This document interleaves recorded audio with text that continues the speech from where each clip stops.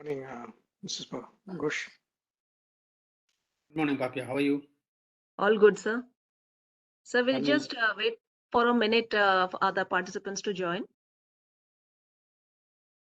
Okay. Hello, Venu. How are you? Morning, sir. Morning.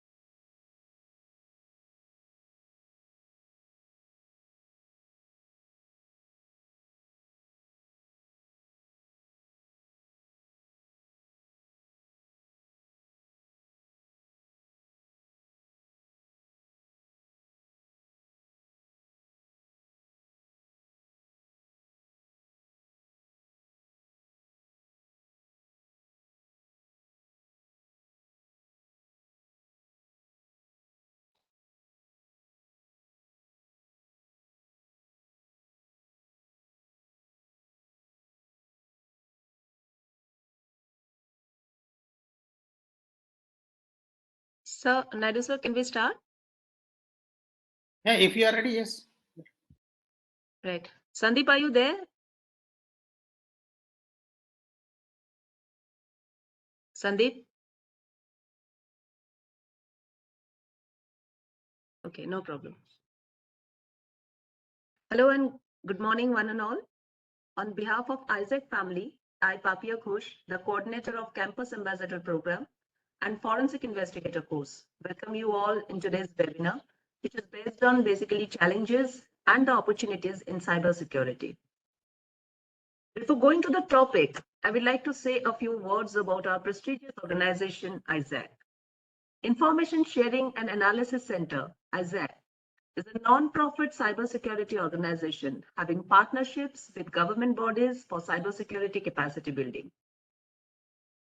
ISAC helps design, develop, and deploy effective platforms that will bring together the government, academia, industry, and the community to build cybersecurity awareness at all levels. The initiatives will not only help universities and colleges in building the next generation workforce for emerging technologies, but also assist the police departments in bringing down cyber crimes. The state-of-the-art cyber range facilities immensely benefit the industries and the startup ecosystems in advancing the Make in India mission and placing India on the global map as a dependable leader in cybersecurity. ISAC conducts various cybersecurity training courses in technical, techno-managerial, and awareness levels. Many courses are available with NASCOM Future Skills Prime, and as a benefit of that, the participants will get back 8,000 rupees directly into their bank account after the successful completion of the course. Not only that, the certification charge of 600 rupees will also be back to their account. Ladies and gentlemen, today we have with us the Director of ISAC, Group Captain P. Anand Naidu, an Air Force veteran and a former Additional Director General of Prasar Bharati. He teaches aviation and cyber laws at Center for Aerospace and Defense Laws in Nalsa, University of Law as adjunct professor. And now I request Group Captain Naidu to please say a few words. Over to you, Naidu sir. Very good morning and thank you very much, Ms. Papia Ghosh. Can you all hear me? Can you hear me, Ms. Papia? Yes, sir. Yes, sir. Thank you very much. Thank you all for joining this webinar on this Sunday morning. Nice to see you all coming. Obviously, That shows your interest in this field of cybersecurity. All of us are going through a very difficult phase as far as the cyberspace is concerned. And everyone, whether it is children, elders, even illiterate people, have to protect their assets in cyberspace, especially from the financial fraudsters. Now, ISAC, as a non-profit organization, has been working with statutory bodies responsible for cybersecurity at the central government as well as many state governments. We build capacity in cybersecurity at various levels. Training is one of the capacity building, obviously, for two reasons. One, the cybersecurity field has given us a lot of challenges, and those challenges also give us immense opportunities. Challenges have to be addressed, opportunities have to be capitalized. We have to benefit from the challenges, turning them into opportunities. That's what the objective of ISAC trainings is. Today, we have this webinar, maybe 35 minutes or so, just to discuss the challenges and the emerging opportunities out of those challenges.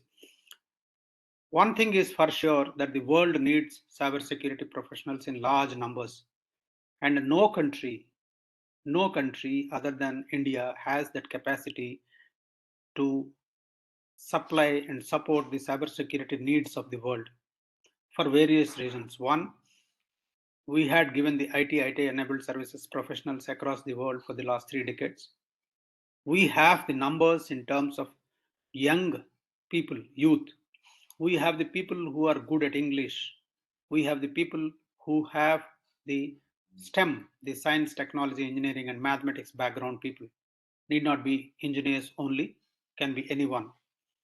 Like rightly, the UGC has given a mandate saying that every student, whether he is studying BA, BCom, BSc, has to study cybersecurity for over 75 hours, for which we are conducting training programs also. So every one of us has to learn and, if possible, gain out of these challenges, turning them into opportunities.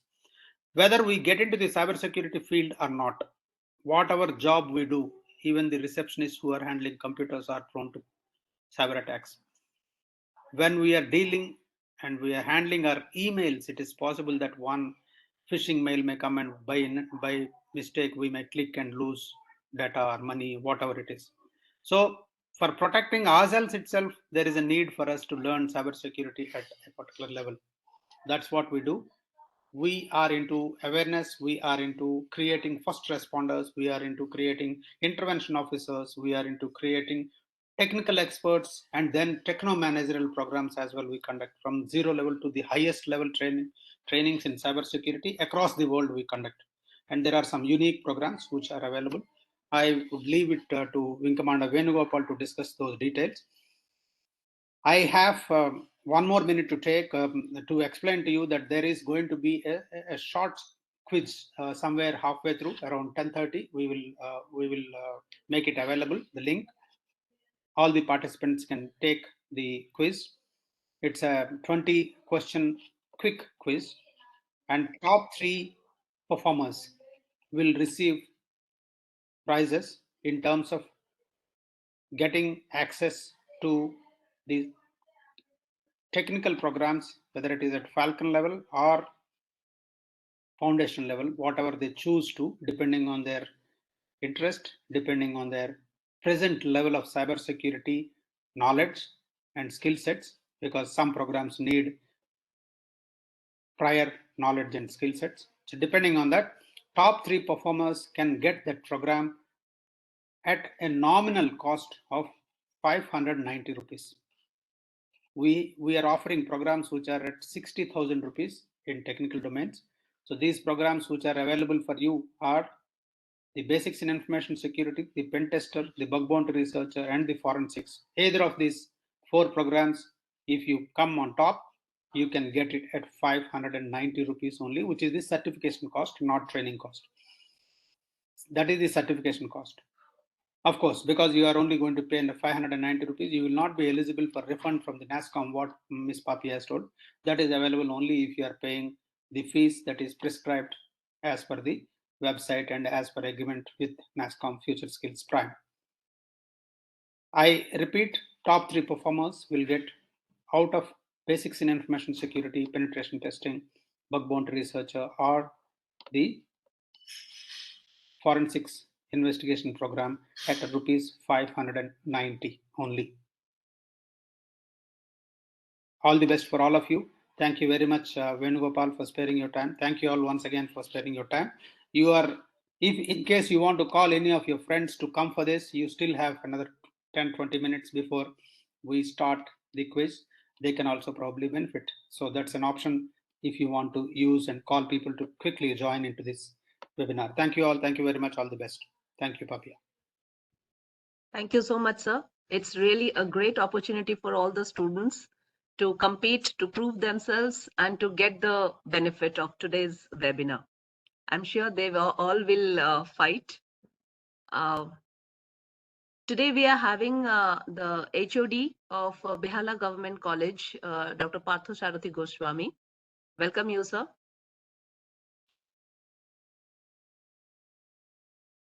Partho, sir, are you there? I can see your name. Yes, I am. Thank you. And a very good morning to all. Welcome, sir. Now I'll give a short brief about Wing Commander Venugopal K, retired, today's eminent speaker. Wing Commander Venugopal has 30 plus years of managerial experience with 22 years in Indian Air Force. He has been an examiner and instructor and taught the Air Force officers at Air Force Academy. Worked with Air Force Authority, L&T Technology Service, and FEL. He heads ISAC Aero, the Aviation Cybersecurity Division, and International Operations for ISAC.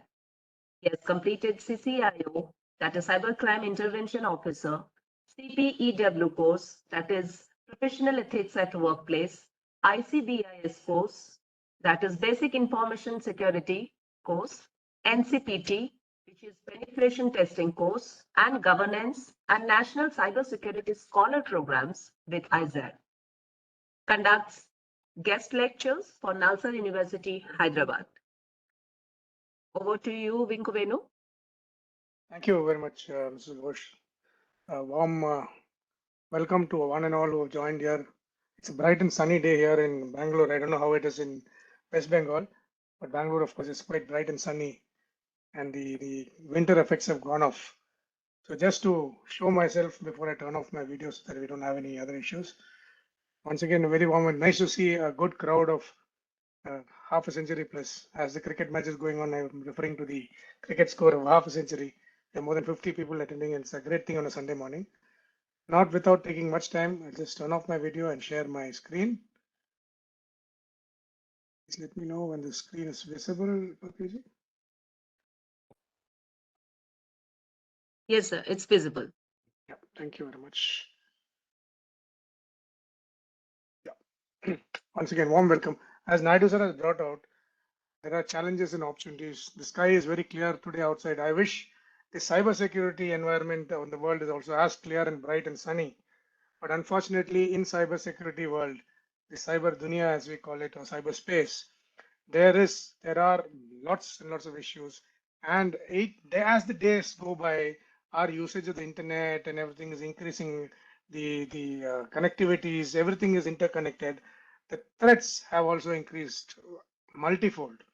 The number of negative operators on the cyberspace are much more than the positive or the legal operators. The illegal operators are much more. That is why the challenges are much more and the threats are much more. The very reason why we hold these seminars and conduct these sessions is basically to create awareness amongst people that there are definitely challenges in our day-to-day life. Each one of you, irrespective of what you are, which stream you are, which profession, housewife, child, college student, professional, cybersecurity professionals, everybody has got the what we call threat from cybersecurity, the illegal operators. So going on with the subject, I'll just share a photograph. Now I want you to go through this photograph think in your mind, and I wish you can open up your chat boxes at least and put in a chat message. I'll just so that I can see how you are. Just look at this picture and say that you are sitting on the internet. All of you must be using Instagram, Facebook, and all that, right? So in case you get a friend request from any of these, so see they have multiple photographs, 8 photographs here, some Bollywood actress or a Indian girl, a businessman, a model, superhero or an actor, Akshay Kumar, a cute puppy and a cute kitten, a gentleman who appears to be from some particular community. Would you accept a friend request from any of them if they come to you? Quickly put you on the chat boxes. I want you to participate and say yes or no. I'm sure all of you have access to your chat boxes, right? At least let me know. Okay, Rupal, one person has said no. Yes, Venu. Participants, Yeah, you can I'm post able. it. I'm able to see the chat box. Yeah, chat box, and at the end, you will all be unlocked, so you can clear your doubts. You can As of ask the now, I want questions. only to Yeah. get them. Thank you very much. Great response from all of you. No, so that means I'm sure you're aware why you would not do it.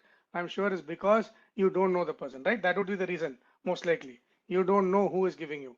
You are absolutely right in one way. Plus, except for maybe the Akshay Kumar photograph and some thing, most of them would be fake profiles. That is the biggest problem here. Today, with the generation of artificial intelligence and deep fakes, it is very difficult to know who is sending you. Unless there's a real friend who has told you, I'm sending you a friend request, that is the only time you should accept it. If you by mistake accept one of these friend requests without knowing who is there, just by thinking I'm an Akshay Kumar fan and Akshay Kumar has reached out to me to give me a friend, to become a friend, you are caught in compromise. That is what is happening in the cyber world. So please be very careful. And why I tell you we are stressing on the importance of cybersecurity, especially in India, is if you see the slide, all of you are aware last year, somewhere in October, India was declared the fifth largest economy, right? We were supposedly going to be the fifth largest as per the original by 2025. That was the original prediction. If you see on the right, when the Economic Times has said in 2020. But we have surpassed all that, and in 2022, we've already become the fifth largest economy. And they say by 2030, we'll become the third largest. And I feel that the way we are going by 25 itself, we might become the third largest country. So why is this a threat? Why is this a problem? See, we have overtaken most of the countries in Europe, including the people who ruled us for 200 years. Only Germany is left behind in Europe, who is ahead of us, and I'm sure we'll overtake them much faster. Japan, China, and US. China and US are way ahead, I'm sure, but there is a possibility we'll surely reach third in the maybe couple of years or 3 years. You think US is a very good friend of ours, right? Thank you, Arvindji. We will not accept friend requests from generic profiles. We moved ahead. So US is supposedly a very good friend, right? Today, last week, when the Air India signed a deal with Boeing and Airbus to buy so many aircraft, the president of US said, no, India is a great friend and we are very happy that they've done. All the European countries also said we are happy that India is buying. But heart of hearts, none of them want us to grow, right? No country wants another country to be better than them. China, we know, is a declared enemy of us. They don't want us. They are always trying to take over our land, property, and all that in the northeast and the northern boundaries. But other countries who purportedly or supposedly are our good friends, they also would not actually want us to grow. It is not a healthy competition like a sports field in the Olympics or in your classroom competition. So that is where there is a targeting which is there for trying to spoil our economy or trying to make our economy not grow as fast as it is growing. You have all recently, I'm not going into any political debate, but there is a recent what you call attack or a report which came up on the Adani group, which made the shares drop. It affected, fortunately, it did not affect the whole stock market, but that stock market got affected, right? So stock market plays a big role in our economy. There are things, so ways and means by which there are people in these countries also who would want to bring down our country. So that is why we have to be careful. We have been doing exceptionally well in all these sectors. It's just a snapshot. Every sector we are growing, and our growth rate has been, despite the COVID, our country has grown at least 5 to 6%, and we are growing rapidly where other countries are showing negative growth. Okay, cyber technology, all of you are using, everybody uses it day to day, right? All of you have smartphones. I'm sure there is nobody in this whole group of 60 odd people who does not have a smartphone. Even small children walk with smartphones. No doubt, benefits are phenomenal. There's tremendous benefits, right? It's a friend, it provides information, guidance, access when you want it, very fast and efficient. At the drop of a hat, you get your information. You just type and Google, you get the information. You want to do business better, you want knowledge, bringing closer together. Like you are staying, like as of now, I'm talking to all of you are sitting somewhere in West Bengal. I'm sitting in Bangalore. Naidu sir is sitting in Mysuru, and so everyone is sitting different place. But because of this technology, we are able to talk to each other, even share our videos also, depending on the bandwidth and connectivity, right? The distances between people have disappeared. Anything and everything is available on the internet. Like you want to buy your food, sit on Swiggy or Zomato, it's available in your house within 15-20 minutes. You want a cab, it reaches you within 10 minutes. You don't have to literally move out of your house for anything, whether it's medicines. So everything is enhanced. At the same time, because these things have enhanced, there are always different players who are trying to bring down the system, right? The illegal people. Are you all aware that the legitimate internet users in the world are just, I would like to ask, put it out. Can anyone tell me what is the percentage of legitimate internet users in this world? Say the 100, if you take 100, what percentage of people in the world would be legitimate internet users? Can you just quickly put on the type box? Your figure, 10%, 20%, 50%. Yeah, I'm sure the young people can type fast. Guess, give a guess. 25%, someone says yes, 30% very. Okay, some more, some more. Please rack your brains. I don't want you to search on the internet. You are taking time to search on the internet. That's not correct. Okay, okay, now we'll stop. Thank you for this thing. I'm very sorry to say and disappoint all of you. The legitimate users are only 4 to 5%. So Anupama ji is already, I think, attended some of the sessions, so she would might come to know maybe, or she's been associated with us. So yes, 4 to 5% are the only legitimate users of internet in the world. Rest 95% of the people are all illegitimate users. Your black hat, your hackers, people using it for illegal means, they are the ones who are using it, right? So 95%. Imagine you are a minuscule percentage. So that is why the hazards are phenomenal. It is a perennial distractor, intrudes on your privacy day in and out. Distractor how? Your normal day-to-day work when you do, if your mobile is nearby, you will just keep looking at it half the time because you keep getting notifications, right? Everybody, whether it's a student, whether it's a professional, unless the mobile is removed away from that thing, but still your mind is there. So the internet, usage of internet, when you're sitting on the laptop or whatever it is you're working, if something pops up, some message pops up because you opened a web. So these are things, it's a distractor. So your day-to-day routine can get affected because of this. It's a tremendous intrusion on your privacy. Like your data is being shared across all sites. In the sense, your legitimate sites are taking your information. Swiggy, or if when you log into Swiggy, you have to give your personal information. When you log into Amazon, you have to give your personal information. You go to hospital. So data is being stored at various places. And this data, if you're on Facebook, when you put your data, there are people who can. Yes, today there are methods to make your Facebook and Instagram private. But if someone hacks into your system, all that is gone. So there is privacy intrusion where they intrude into your basic lives. It is a potential misguidance factor. Although it gives you tremendous amount of information, a thing like Wikipedia, most of us rely on Wikipedia. When we type, we get things on Wikipedia, right? I'm sure most of you would know, but if you don't know, Wikipedia is not a genuine source of information. It is because it is loaded by people like you and me. We are the ones who feed in data. So it is supposedly being verified, but it can be corrected. So I read recently based on this, where this Adani group thing itself, there was one person who sent a report wherein the Hindenburg company's Wikipedia was changed with 3 times after that report was raised. So things which they had blocked, then they updated it. So that is what can happen. So nobody knows how much of authenticity there. It can misguide you tremendously, especially people who use it for medical help, which is not supposed to be used, right? You Google, I have a headache, and then you have a body ache and you have cold, cough. Finally, you will end up having cancer when you have nothing but a common cold. So that is why it is. And there is tremendous peer pressure, especially in the younger lot. Peer pressure because everyone wants to. So earlier peer pressure was to do well in your exams, do well in sports, and that was the peer pressure, right? Do well in life basically. But now the peer pressure is to take better selfies, post it online, and get more likes, more followers. So that peer pressure has killed people. And it's a weapon on your social life, as I already told you. Your Facebook, whatever it is, if you start sharing, your social life gets. And of course, it is because of all this, it's a tremendous crime. As I told you, 95% of the people are trying to pitch against you, 5% people who are the legitimate users. So that is the thing. Just some statistics based on what UN has given. They published a document in 2021, the United Nations Office on Drugs and Crimes. So these are the various crimes. There are many more crimes, in fact, which have cropped up subsequently. So you must have heard of most of them: computer-related fraud and forgery, identity offenses, falsifying medical documents, counterfeiting. Earlier, we used to hear of only counterfeiting of notes.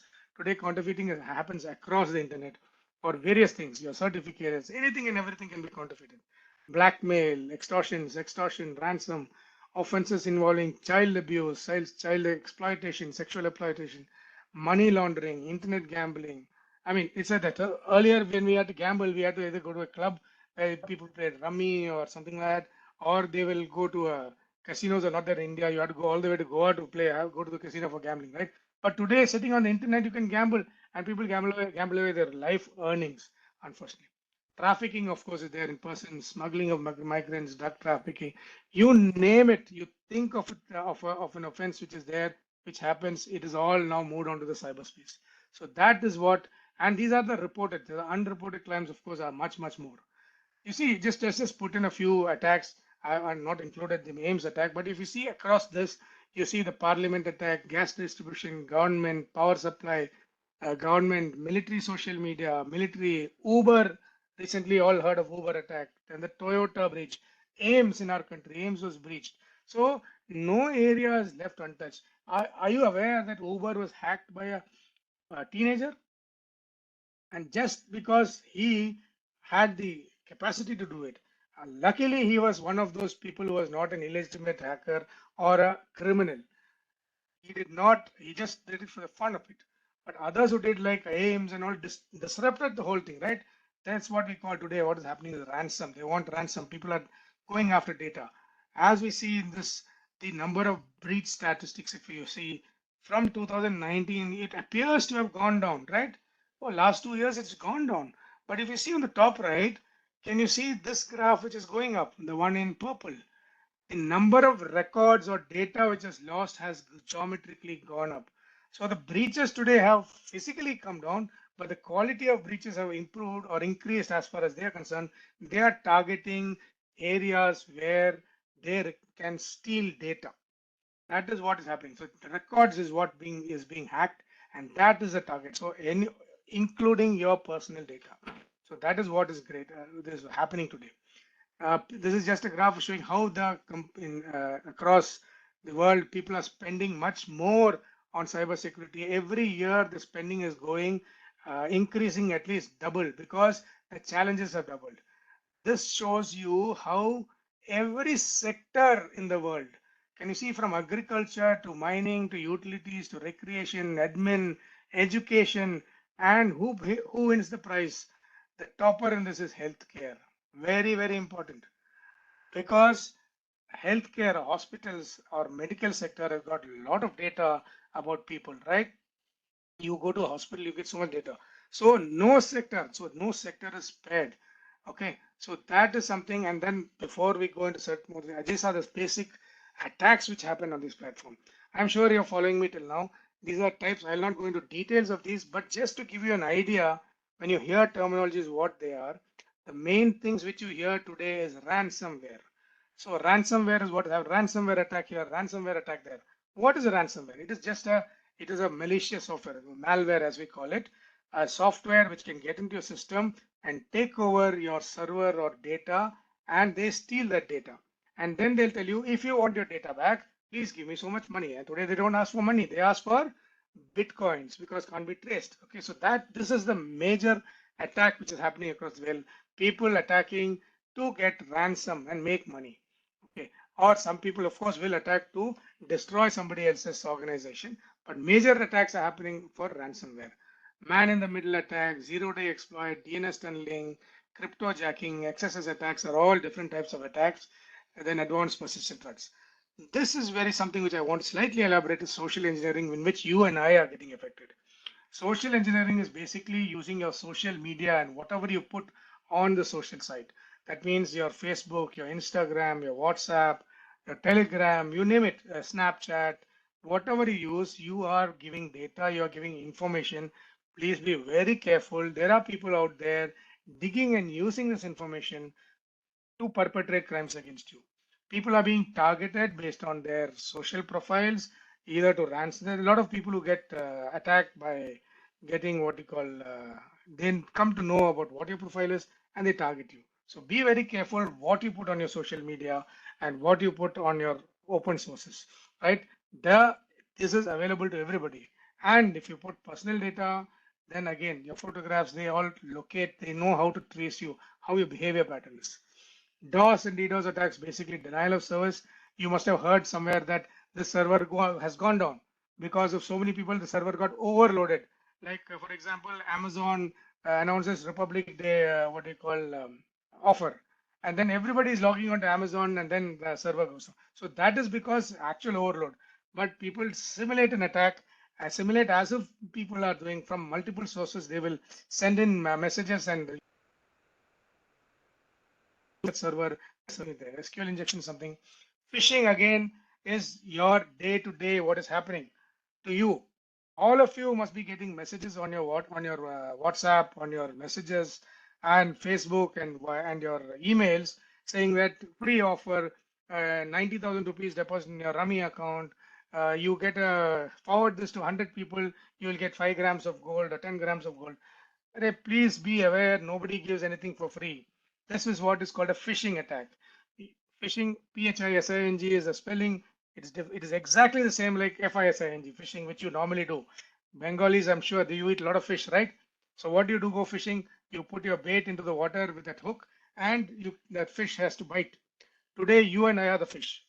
And the attackers are the ones who are throwing that bait, sending one WhatsApp message. Okay, it could be like this: your account is going to be closed, or your income tax has not been paid, your electricity bill has not been paid, or your electricity is going to be cut. And the moment you click on that link, finished.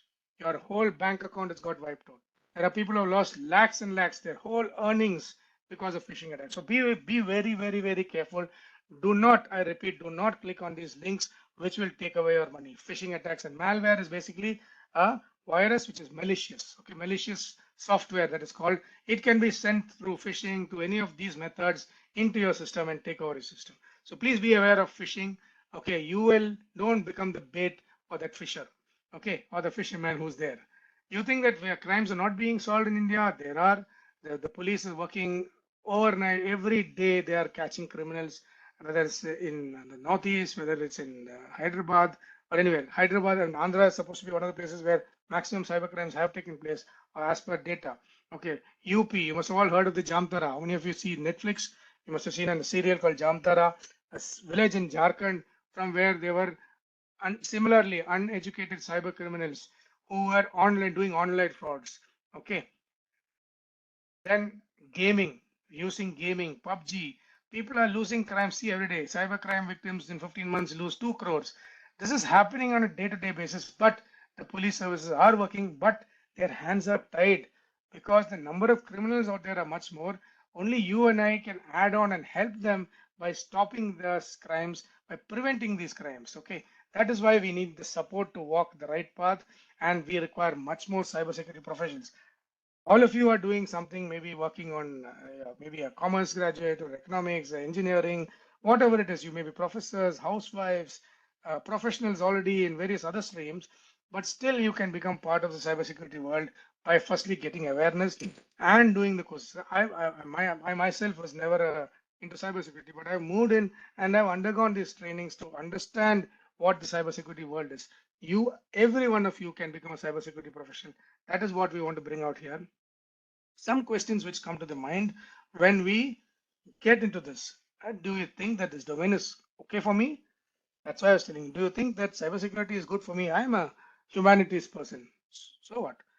There is no restriction on this domain. You don't require coding skills. Anybody from a housewife to a, I mean, there are people who are, dropouts, 12th stand, I mean, teenagers are doing hacks, right? If they can do it, why can't you do it? Not that they are super brilliant in it, but they have got the equipment. Anybody can learn cybersecurity. Awareness of cybersecurity can be done by anybody. We have had so many housewives and students who have come and excelled in this field. So anybody can enter the domain. You do not require coding skills except when you want to go very technical. So that is a different thing. Then you have to have that acumen or the knowledge you want to gain in that specific domain. Then you require. Otherwise, you do not. I'm telling you, I myself am a commerce graduate and I have been able to do so many of these courses into the technical also. It's a matter of getting. Coding is nothing great. Coding is just putting words in a format. That is what is coding about. You are all educated people. You are writing sentences. This is just a different way of writing a sentence. That's all. It's like learning a new language. Nothing very different. It's a vast world. How can you survive? There are umpteen opportunities. 35 to 40 lakh vacancies in India alone is the number of vacancies in cybersecurity world. You take the world across, it is growing, and there is a requirement for cybersecurity professionals. It will not take years, it takes only a few months, depending on what you want. You can add on these courses which are designed, are well within a short span of time, and you start off in the basics. You do a cyber like this. As for our organization concerned, we start off with the CCIO course, which was mentioned by Papia ma'am, the cybercrime intervention course, and the professor ethics. Yeah, we will tell you in some more detail, Rupalji, as we go. Okay, so if you are a techie also, your skills are whether techie or non-techie, doesn't make a difference. It is tremendously worth the effort, because your skills in today's world, everybody wants that add-on cybersecurity. And what we know is, if a person has got a cybersecurity qualification in addition to a normal, at least 15 to 20% increased pay is what we have seen people getting. That is a great difference actually. And this is a very important question. Can I work from home? Cybersecurity is something which you can work from anywhere. Anywhere. You don't have to be at home. You don't have to be in office. You can travel. You just require a laptop and internet connection if you want to do it, right? That's all. So you can do it from anywhere. That is why we say it is anybody, whether it's a housewife, whether a student, a professional, anybody can do this. So there is no binding that you have to go for a 9 to 5 job or anything like that. You can do it on your own as a hobby also. People do it. Like a lot of people do bug bounty research as a hobby. Apart from the professional work, you come home and sit and do bug bounty and earn a lot of money. People have earned up to, even for a single bug bounty, $15,000 was earned by a young man who was part of our organization who learned from us. 19-year-old cap, he got 15,000 US dollars.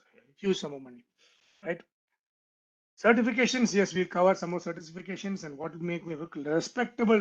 Respectability is something which is a very, how you want to feel respectable. Just by doing certifications will not become respectable. Yes, you have to be professionally thorough, and that we will ensure that you get the requisite amount of training which is there, hands-on, which can make you respectable actually. When you perform, you automatically become respectable. That's what it is. And then if you make a mistake on the job, everybody makes mistakes. So you learn from your mistakes. Every company, I said which company, every company wants cybersecurity experts, whether it's the medical field, even agricultural field. India may not have agricultural field so much in automation, but there are countries like Japan who have been doing automation for so long in agriculture.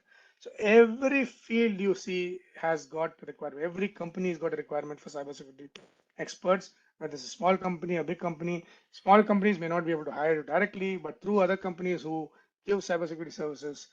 And then pay I've already covered. You at least get 20% more, 15 to 20% more than the other people who don't have a cybersecurity qualification. I'm sorry, there's a repeat of things. Okay. So what does it tell you that cybersecurity's opportunities are global?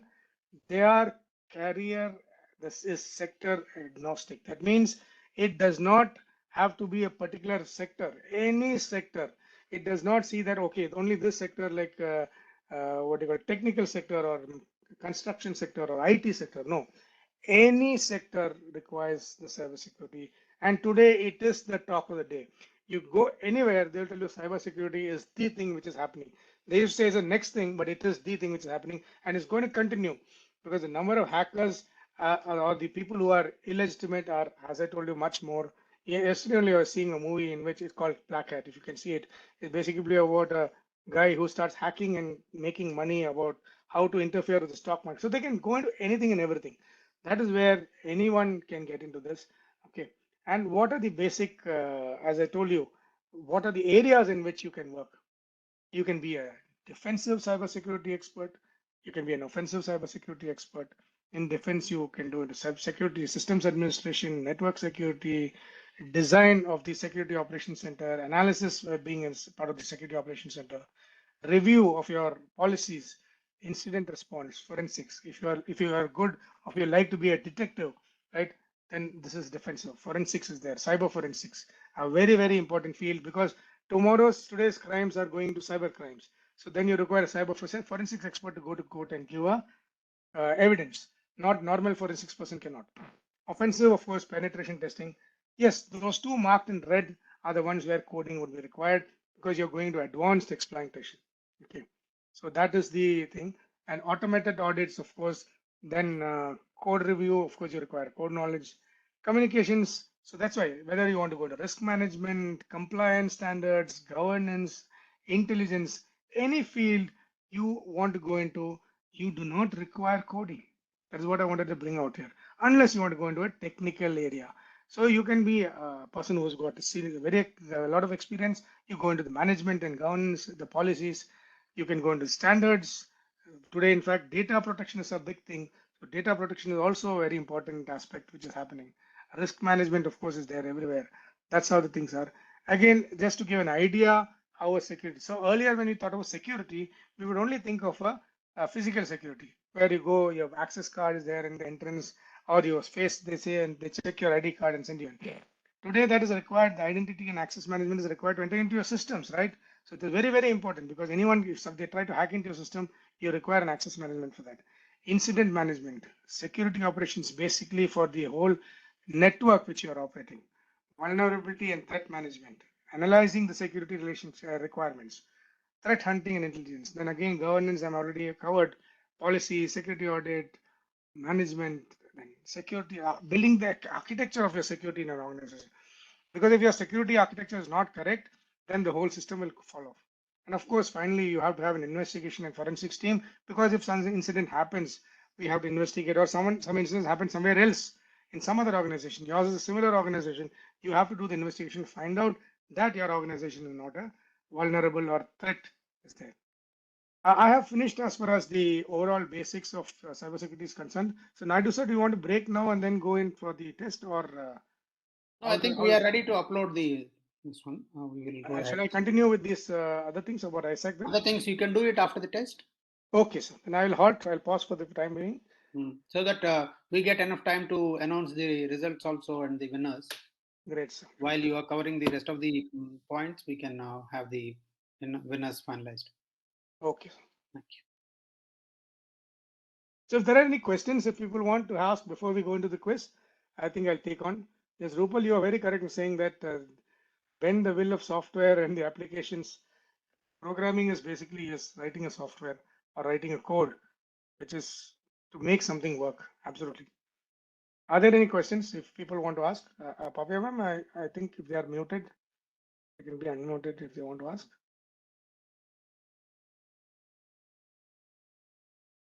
Yes, sir. Shortly. Is it necessary to learn programming? Ashra, I think I've already mentioned programming is something when you have to go into deep dive technology. Otherwise, for basic cybersecurity, you do not require to learn programming. A basic Linux knowledge is required at times when you want to do certain things, because that is very simple. Linux, what you call commands are very simple. Because Linux is the most preferred platform for a lot of tools are available for cybersecurity professionals. That is why. So programming is not required. I'm telling you, I'm a non-tech person. I have learned, Linux in the sense on the go, and it's nothing great. You don't require programming unless you want to go into deep technical programs.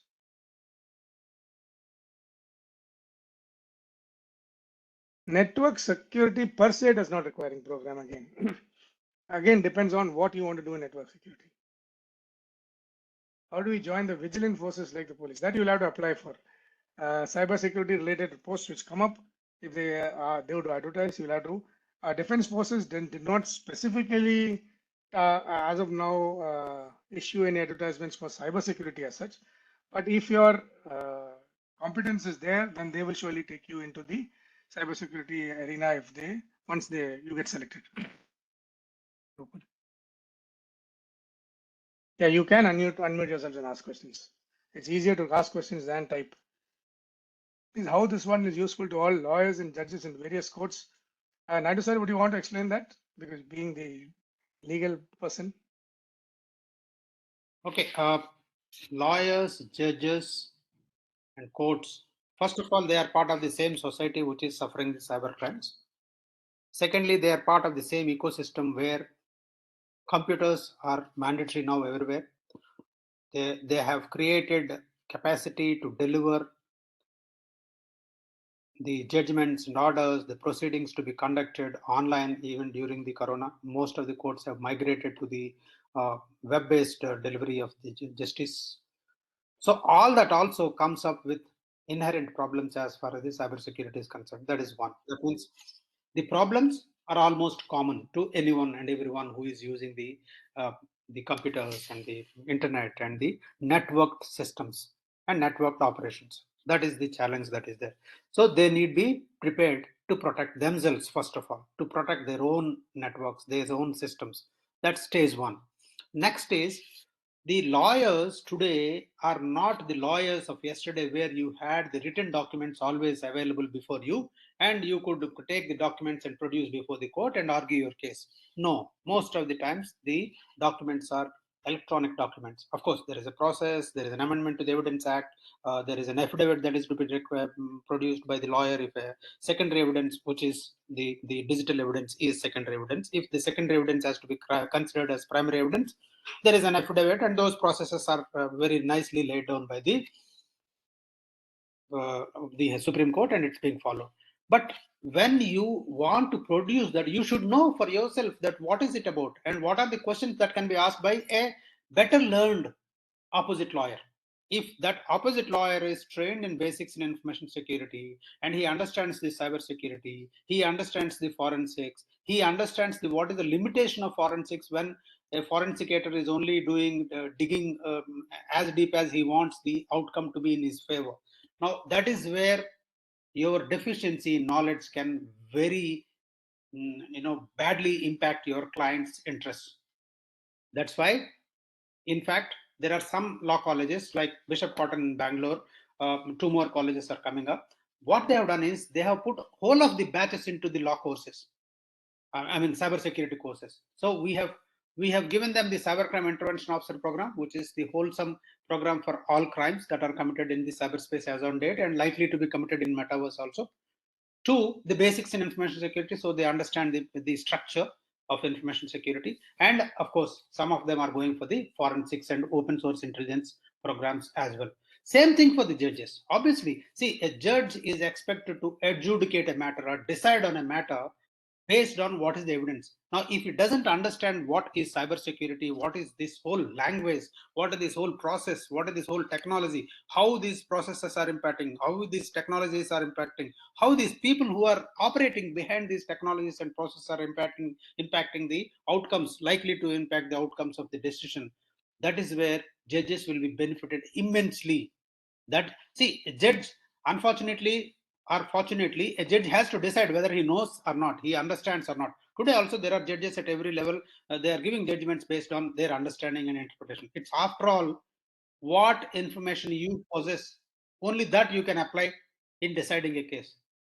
Sadhguru Jaggi Vasudev keeps saying, your actions are based on the information that you have. The machine that you are is already got inputs, already got some data, and based on that data only it can decide what you should do.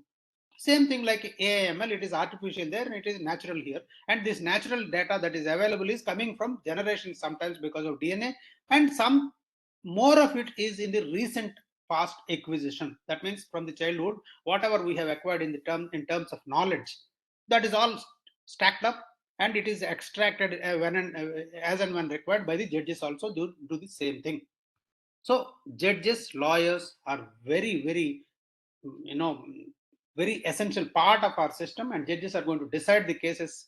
If they have this knowledge, it will be very useful. That's what we are saying. And they can see through a lawyer's proposition or a lawyer's argument if they are aware, if they are informed. That's why we are saying at least the preliminary awareness, hygiene must be there in all the judicial stakeholders. This is I hope the question is answered. Police, of course, yes, they are dealing with that much more higher level. They are investigating also. They are the only ones who are supposed to be investigating.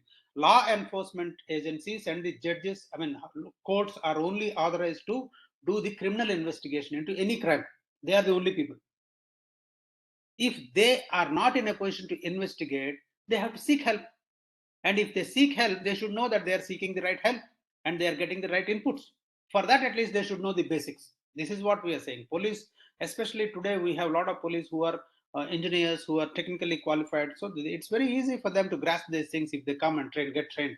And our cybercrime first responder program is aimed at only arming the police and the people who want to help the law enforcement agencies to understand the basics, understand the crimes, understand how the crimes are being perpetrated, and how to protect ourselves. This is what the objective is. And we have a Cop Connect platform and Cop Connect social impact app. The Cop Connect is free to download. There is no charge for you. All of you can download Cop Connect, COP. I will show that. I have some slides for that also. Yeah, you will show that. Okay, fine, good, fantastic. So when we will brief about it, Cop Connect is a free to download app. It is the whole objective is to help the victim reach out to the police, and police to help the victims. If there is a requirement for any investigation to be done by the police and they are not in a position to do it, they can seek help from the Cop Connect platform, because there are 4 types of people. This is what it is. I hope it is understood. Any other question? Others who have asked about forensics and the police force and all that, yes, to join us, as I told you earlier, there are specific advertisements will come out. Police forces require cybersecurity experts, and they will surely be taking more and more.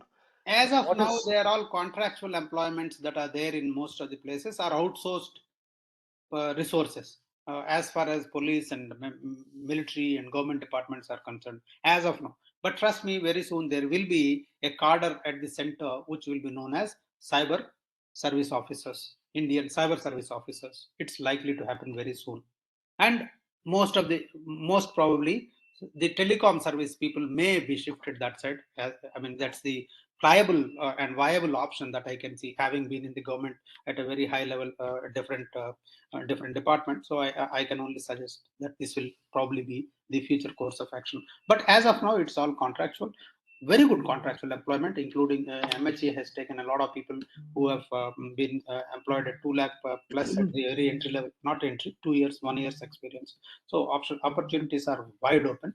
And getting into digital forensics is about the common sense, about the situational awareness, and of course knowing some technology. And knowing some technology, we say you have to build it as a building block level stage, where you build slowly, you acquire slowly, because there are a huge number of vacancies in forensics. One should not straight away get into forensics, do 10 days course from some institution and stamp himself as forensicator, because it's national security which is involved. You are doing a very responsible job. You cannot, unless you are fully equipped and armed and current with the latest technologies, latest processes, you should not portray yourself as a forensicator, because you will be doing great disservice to yourself and the nation. That's why we say build the knowledge base and the skill sets over a period of time. We suggest that maybe over a period, if you're a student, over a period of 3 semesters, you can build it. First, you can go through the cybercrime intervention program, where you are learning about all the crimes. That you have to know the crimes to be able to be forensicator. Police has to understand what types of crimes are going on. Same way you are also required. Second thing is about the basics in forensics, basics in information security, where you understand the essentials, foundation. Then of course the penetration testing, because that gives you technical knowledge to be there to see, to penetrate and see what is there behind. Then of course forensics, then obviously digital forensics. These are the 4 programs that we recommend. This is the way forward that we always give to the students or anyone wanting to get into the digital forensics. Trust me, we have some of the finest people as our partners. We have Cyber Dubey, Amit Dubey is our collaborator, and we are working a lot with him. And after a lot of discussions, we have arrived at this process, this path: the CCIO, the basics in information security, the penetration tester, and of course the forensics. I will cover the courses also, sir. Yeah. I will cover the courses also. Sir. I have the. Okay. So this is the survey has been put. The survey link has been put up. Please access the link and go ahead and do the survey or the quiz. We will give you about 5 minutes. I think should be okay. 20 minutes. It will stop in 20 minutes. It will stop automatically. Okay. It will stop automatically. If they have already opened the link, it will stop automatically. And the other thing is, if there are I think around 60 participants plus. So if all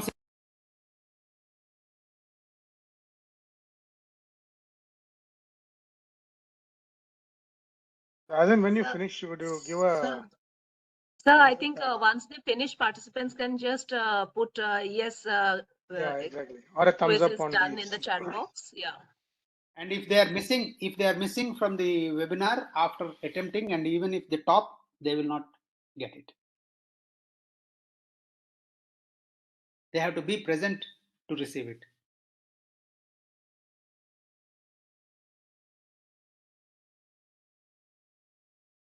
Yeah, so participants, you can just click the... We'll get the recording of this webinar, please. We'll try to share it. It will be uploaded in the YouTube. Uploaded on the YouTube. Our YouTube channel will have this. It will be also uploaded on our website also. So you will have access on Mighty platform as well as on our YouTube channel. Participants are suggested to follow our ISAC YouTube channel. There all the informations and all the recordings of the webinars, different webinars from where you get the various informations, you can have that. Please go through it.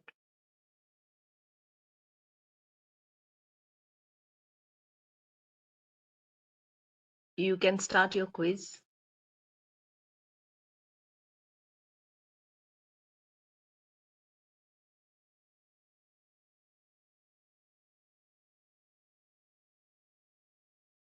Thank you, Rupal. And as and when people finish off, I think when we finish the majority of people finishing the quiz, then we can continue with the session. About 5 more minutes, 5 to 10 minutes. I'll show you the number of courses which we have, or the types of trainings which Naidu sir has already mentioned, and of course about the COP Connect program.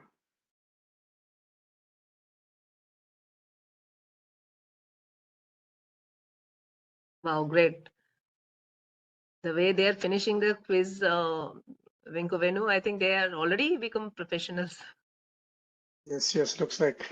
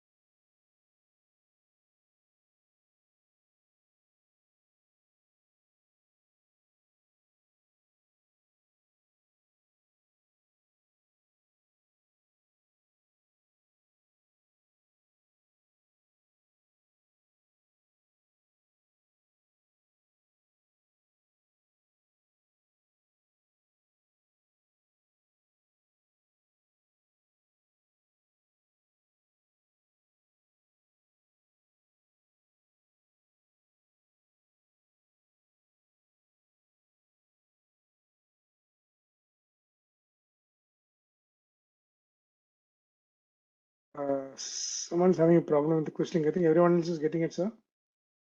What exactly is the error message you're getting?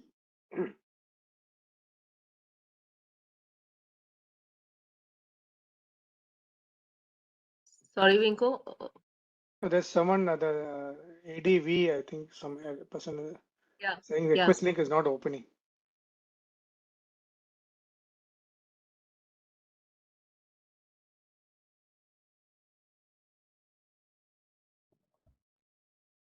But then it's working fine with everyone. Let's put the message. The host or presenter would like to. Yatinder, are you there? Sir, Yeah, this is so you'll have to go to the site, sir. I think. sir, This is the it's message working properly, sir. Not an issue, no, sir. this is the message which this person has got, which is put on the chat box. Yeah, so you click on that and goes. You have to go to the ISAC site, no? Or is it directly from the link? It's directly, sir. You'll have to accept it, sir. The gentleman who's sent this message, you have to accept this condition. You have to open that website. You have to say yes to this.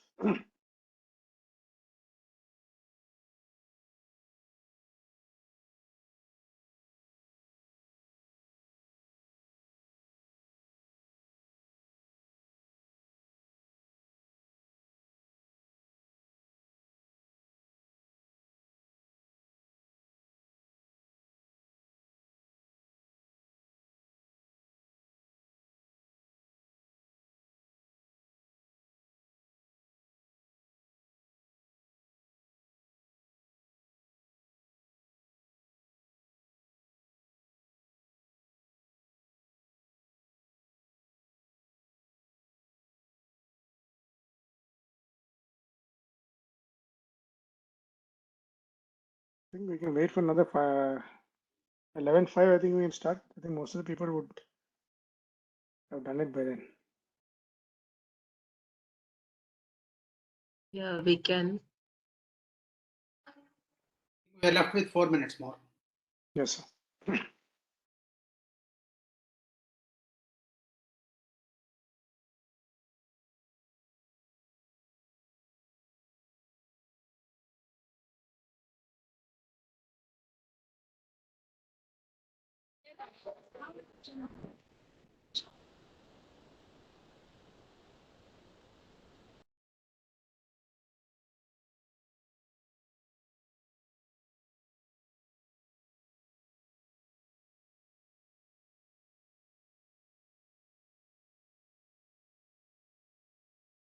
Ms. Rupal, once we finish the quiz session, maybe after that 5 to 10 minutes more.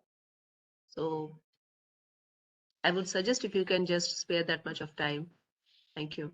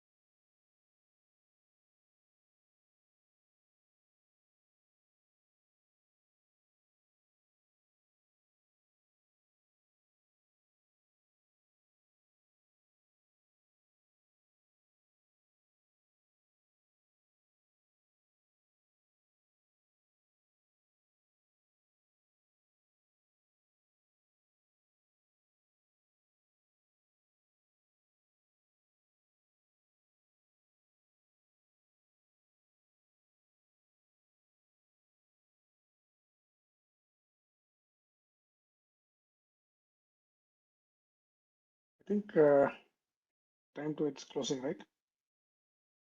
11:06. So 96 minutes should it be up? Shall we start? Continue, Papaji? Yeah, please. I think time is up. Sure. Okay. Thank you. So I just go through a bit, and Papia ma'am has already mentioned about ISAC, and Nadu sir also mentioned a lot.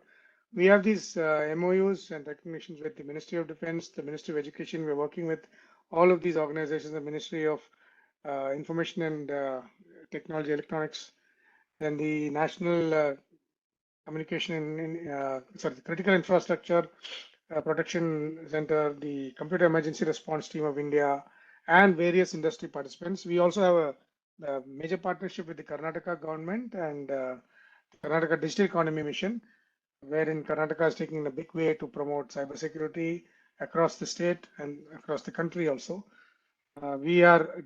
Because of this, we are part of the National Digital Economy Mission. So that's how we are participating in various organizations. Certifications, as we were mentioning earlier, we start from the basics from the right to left. As the basic course, we call it the intervention officer course, the cybercrime intervention officer is the absolute basic course which gives you details of your what are the cyber threats available in this world, or the type of cyber threats which are there, what is happening, and how you as a individual can help a cybercrime victim in case there is a risk. So that's why we call it an intervention officer. The first information, first responder, which you give like a first aid. If there's an accident which has taken place or someone has had an accident, there is a CPR or the basic medical which is given. So similarly, the basic intervention or medical to a cybercrime victim is what we intend to do with the cybercrime intervention officer. And we consider it as essential course to be done before we go into the other specializations or further courses. Then we have, of course, if you go into higher level management, the cybersecurity scholar and the governance program is there, which of course are for people about the around 5 to 6 years plus of service who are actively in the profession or are in positions where they deal with the management, the governance, and all that. In industrial security, I said we have these are specific courses for us as IoT, Internet of Things security professional, industrial security, drone security. People are asking about forensics, so these are the things for forensics. We are in the basics. We will cover in the next slide what are the other courses in the basics. If you want to be a specifics in forensics, you have the SOC analyst, the threat hunter, mobile app security, forensic investigator, malware analysis, reverse engineer, threat analyst. Yes, when you go into deep, you will require a certain amount of coding in these because you are going very deep. You have to be able to program to get into certain amount, or you have to write a certain amount of code to do deep penetration forensics. So basic forensics like your OSINT, which is there, you don't require the open source intelligence. You only require basic Linux knowledge. Offensive security, if you want to go into, just the penetration tester. Again, no specific knowledge of coding is required. A web security professional, yes, a bit. Exploit researcher, slightly, but bug bounty research, again, you don't. Your penetration testing, and then as you learn penetration testing, you actually learn a bit more. So you get involved, and then you can be a better cyber forensics expert. Generally, for tech or non-tech, these are the courses we say, as we say, cyber crime intervention officer with the professional ethics at workplace, which is the AICT, as per the need to, has made it mandatory that we should give these two as a combination. So intervention and professional ethics at workplace are combined as the basic course. Then you move into the basics in information security, what Nadu sir was mentioning. If you want to go further, then you go into the penetration testing and again deep dive into bug bounty research. Bug bounty, as most of you would know, if you don't know, is a platform. Bug bounty is a way in which organizations like Microsoft, Apple, etc., they make softwares, new softwares regularly. So they give an open platform to people who are experts and tell them that you want please, if you can find out any bugs in our system or our software, we will reward you. So that's what called a bounty. And as I was mentioning, there are people who get from $200 to $15,000 to even bigger amounts. As the company is, as criticality of the bug increases, they get more, they get paid more for their ability to find it. And of course, then the next generation security. So I've already listed in the basics. As you go into the basics, and then you can do these various crimes. So illustration is given the CCIO, the basics information, and you become certified first responder. Then you go professional penetration testing, web app security exploit. So these are things. And more detailed, if you go more technical, then these are the courses which are there. If you're a non-technical person, all these courses are available to you. We have people, as I told you, who are not necessarily technically qualified because it is not necessary. Only for a coding does not mean you have to have an engineering graduate or you have to be a coding specialist or something like that. You can learn coding. It's nothing great. I'm telling you, I'm repeating this for the sake of repetition. Anybody can learn coding. It is just a matter of putting words in the right syntax. That is what is coding. So no rocket science at all. Children as young as the 8th standard, 7th standard, and all are learning coding these days, right? So why not? Why can't you and I learn? That is how it is. So as I was mentioning, from the basics, we have certain specific courses which are there. Uh, Other than those courses mentioned there, for leaders, as I told you, management level, you have the cybersecurity scholar, which is the top level, and generally people who have been doing it are even the top, the cybersecurity advisor to the Prime Minister's office. Lieutenant General Pant is one of our students. So that is the level of competence which we go into. CISOs of big companies are doing these courses. Governance professionals slightly on the lower rank, but it's basically talks about how to govern or data, the risk management in an organization, how to plan your risk, how to plan your cybersecurity governance. That is what it is. And a specific course called Cybersecurity Crisis Wargaming, again for the top CISOs of the organizations who are dealing with IT and the cybersecurity of organizations. A specific thing, it can be done as per the particular industry required, if it's required also. For support, as we mentioned, you have the first responder who is the basic level. We have, as someone was asking about lawyers, cybercrime lawyer is a specialist course which you do for lawyers who can help and give further advice, deeper advice for a cybercrime. Cyber psychologist, of course, there are most of the cases when cybersecurity, what you call a crime has occurred, whether it's a financial fraud, whether it's extortion, the victim is subjected to a big psychological impact. A lot of them are even on the verge of suicide. We have been able to help people to come out of it. So a person who is already a psychologist only can do this course because they are trained and they are professionals, and they add on to the cybersecurity knowledge. They are able to actually give a better perspective to those people who are the victims. And as I told you, we have saved a lot of people from the verge of suicide, and you can help society in a great way. Of course, the basics information security takes you to a next level, wherein you can learn much more about the cybersecurity threats and even get a hands-on on the labs which we have there. We have virtual labs. We have something called a physical digital lab, which simulates the Internet of Things devices and supervisory control devices which are used in all even your Alexa, which you use at home, is called an IoT device. Okay. And of course, for aviation sector, we have specifically 2-3 courses. So these are the basic courses which are laid out from our side. We also have a variety of internships which are there from 30 to 90 days.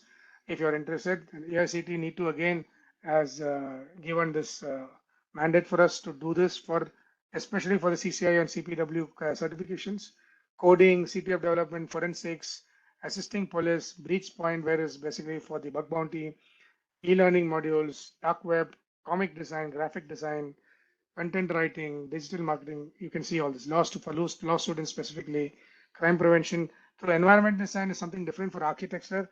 What we have, this thing is, when you design a building, you generally look at the aesthetics of a building. So this one, or the courses which are designed towards crime prevention through, or we call it CPTED, is to design a building, especially when you're building an airport or an infrastructure which requires a lot of security, to understand and plug the loopholes which can arise out of not designing correctly. That is what this aims at. I think that is all from my side. And would you like to add anything, Naidu sir? From my side, I finished the courses. Oh, you can take the question answers, and I am ready with the results for the quiz. Great, great. And to announce So the winners. Are there any specific questions someone would like to ask, or would you like to go in for the results?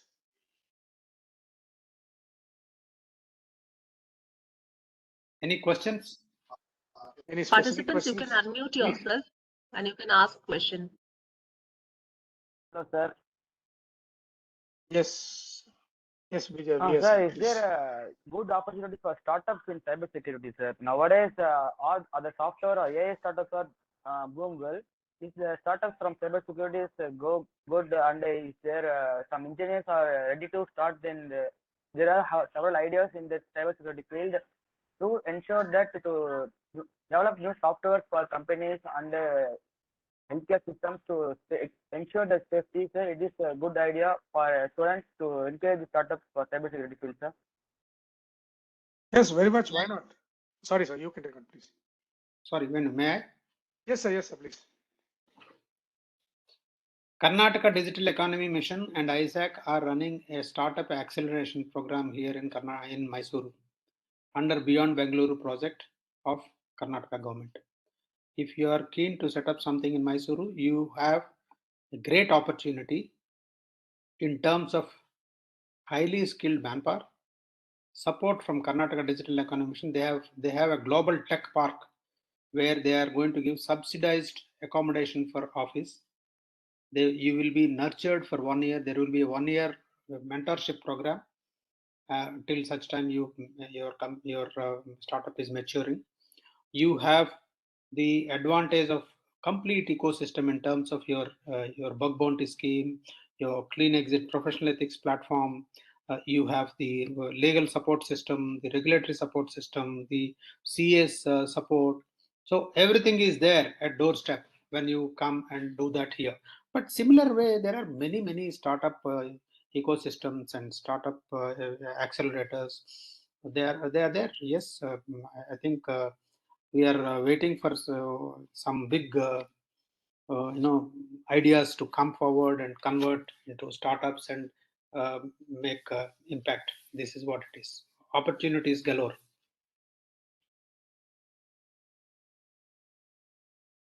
Thank you, sir.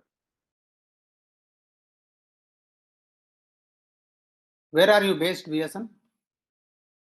So I am from Tamil Nadu, Salem district, sir. Oh, Salem and Mysore are hardly any distance. If Veerappan was there, probably he could Yes, have sir. crossed alongside his village by walk also. Yes, sir.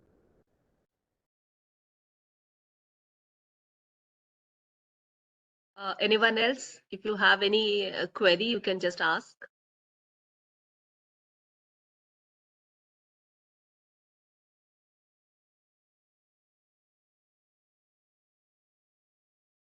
By that time, we are having the HOD of Behala Government College. Naidu sir, on behalf of ISAC, if I can just request him to say a few words. Please. Parthu sir, if you can just unmute yourself and say a few words about today's webinar and like how do you feel about the content which is actually beneficial for the students? Thank you for giving me the chance to talk. Actually, this will be beneficial for them, and most of the things that you are discussed here are already the part of their curriculum also. So they can explore if they want to. But after all, they need to have some job prospect after this. So is there any opportunity for that? Okay, now, sir, to answer your question, I think Papia has also mentioned, and I have also mentioned, these 3 programs, the Basics in Information Security, the ICPT, and Forensics program from ISAC are empaneled on NASSCOM Future Skills Prime. NASSCOM Future Skills Prime empanelment happens only when a particular training program is job oriented. They have something known as National Occupational Standards. Now it is the name is different, NFQC they call it, but it is same, National Occupational Standards. When the National Occupation Standards and the content of the training program are matching, then only it is empaneled. NASSCOM has 3 schemes. One is NASSCOM empanelment, one is NASSCOM Future Skills Employment, one is NASSCOM Future Skills Prime Employment empanelment. Prime empanelment happens after a lot of diligence by NASSCOM, and that is why the students or participants are entitled to get back part fee that they pay. 8,600 she was mentioning about. So the government makes sure that this program, whatever is empaneled, is likely to get a job for the individual who has passed this examination. Today, there are a large number of vacancies, and job is nobody will guarantee a job for sure. But if the government is saying that I am ready to refund 8,600 rupees if someone passes the exam, you must understand how important that exam for the government also. That means there are so many jobs that are available. So the NASSCOM Future Skills Prime empanelment means that our basics in information security is empaneled for junior cybersecurity analyst job. That's the mapping that has been done. The penetration tester, pen testing course is mapped. The forensics expert in companies is mapped to forensics investigator program. So these three programs are already mapped to national occupational standards, which means they are job oriented. Okay. One more thing I would like to ask that I just saw in your slide also that you are having a MOU with different organizations. Yes. And if you want to have a MOU with our institution, so do we have to pay something for that? MOU is generally a non-commercial MOU, but every MOU has to have some outcomes. We cannot have an MOU which is not resulting in some outcomes for both the organizations. That means that MOU has to be made into effect, put into effect by operationalizing various activities that we intend taking forward together. Like, for example, trainings. If we sign an MOU and you don't popularize the training program, the government is aiming to create large workforce in cybersecurity. That objective is not going to be met. You are a government college. The students who come there are of higher performance levels. And if you don't make them aware of the opportunities available and put them through these programs, they don't know. They will go as call center operators and any job that they get 10,000 rupees, 8,000 rupees. We know a lot of people from computers. They have been placed from the campus at 12,000 rupees. And what are they doing? They are working for bank. No relationship with whatever they have learned. They are working to seek loans. So what we are saying is that I'm not saying those jobs are bad. No. But these people possess certain skills. Make those skills complemented with cybersecurity skills and let them get better placed. This is what we are saying.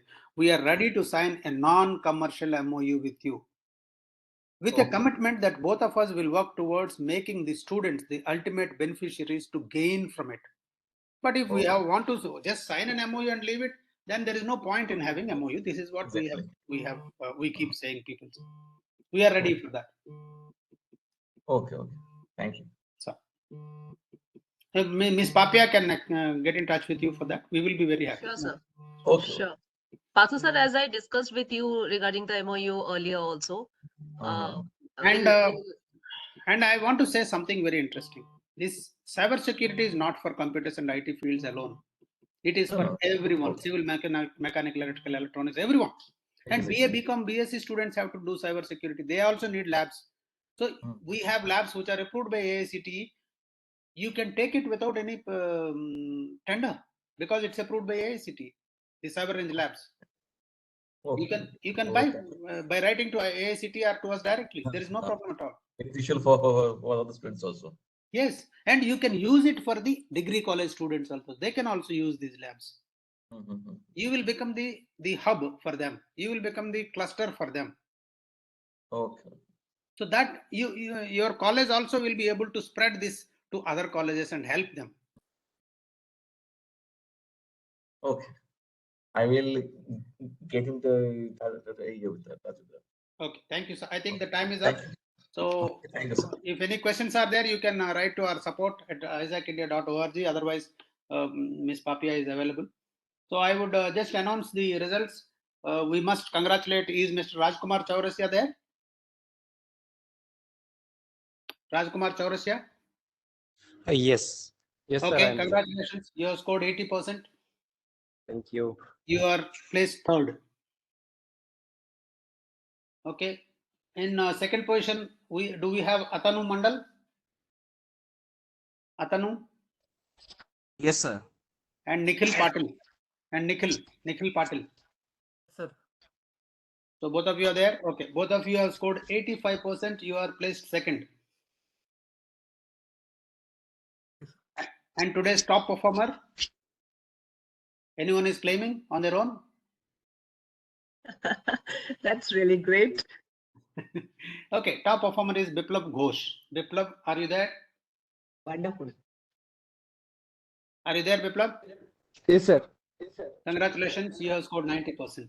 All three, Thank you, sir. Papya, please take their email IDs, get in touch with them, Yes, sir. make sure that the coupons are given to them for admission to whatever training programs out of the 4 that we have announced. Okay.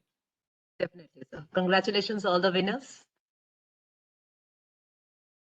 Congratulations once again. Thank you all. Thank you very much. Thank you, Papya. Thank you, Venu. Thank you, sir. Thank you, sir. Thank you very much. Thank you, everyone, for being such a lovely Thank audience. you. And all the best. Thank you very Thank much, you, Naidu sir and Wing Commander Venu, for sparing your time and sharing all the information about cybersecurity. It was much needed for all the participants, I believe. I'm sure now they know many things like what to do for protecting their data and all. What all courses they need to do to upgrade themselves in cybersecurity world, probably they're clear now. I'm sure the participants, the website link is already given to you. Any query, the support link is also given to you. Please do contact with us for the various courses and the internships, anything, whatever you want. Thank you so much. Once again, all the winners, congratulations. We would wrap it up, Naidu sir, with your permission.